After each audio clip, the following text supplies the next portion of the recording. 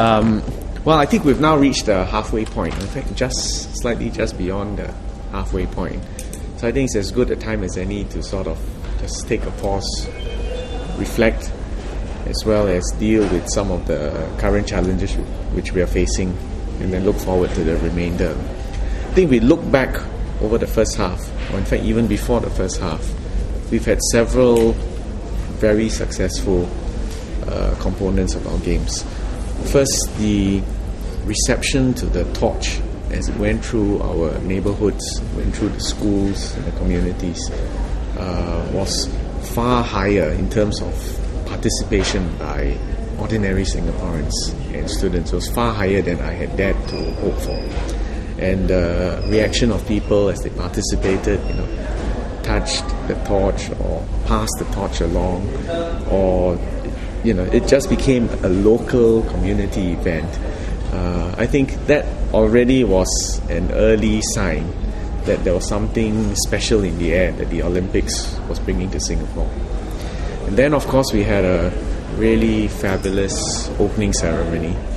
Again, as someone who has been through, from a drawing board, watched the rehearsals, and then to actually see the finished product, I can tell you, it really was impressive. All the foreign delegates I met, and indeed many Singaporeans I met, was really impressed by that show. So that was another very auspicious start. Then the next highlight, I would say, was the performance of our athletes. We have always been trying not to put pressure on our athletes, so we never, at least I never came up with any public pronouncements on expectations. But again, I can tell you honestly, the performance of athletes has certainly exceeded my, beyond my expectations. And to see Singaporeans coming up against the world's best young athletes, being able to win a silver medal, we now have 3 bronze medals. To see the gutsy and the fluid performance of our football team, all this is a source of great joy and satisfaction for anyone of us who's been involved in sports all these years. The other thing which I'm really pleased with is our volunteers. And for anyone who's gone around to all our venues or to the village, to see that their smiling faces, their dedication, their never say die spirit, in spite of the long hours, the hard work, and the very, very demanding tasks which are put to them. I think that, I suspect, more than anything else, actually encapsulates the spirit of the games. Young people or not so young people, just there quietly, proudly doing their work, serving people, making people feel at home, and to be able to do so with cheerfulness and grace.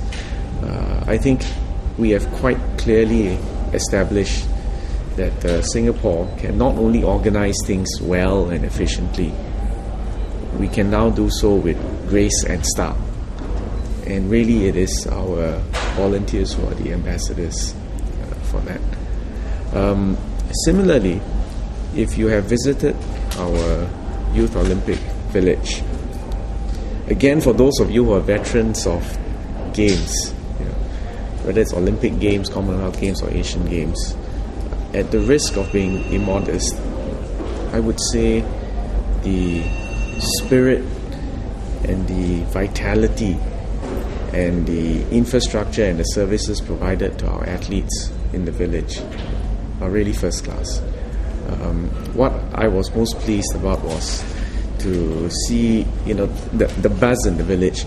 Our school students putting up these culture and education booths representing all the different countries, the athletes from those countries interacting with our students.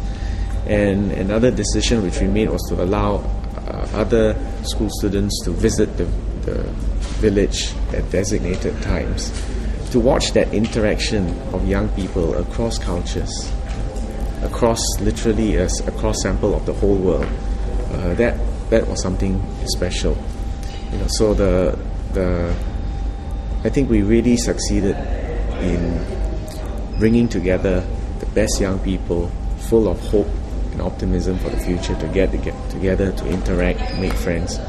And I think anyone who's been to the village comes away with a very clear sense that that spirit has been generated and is doing very, very well.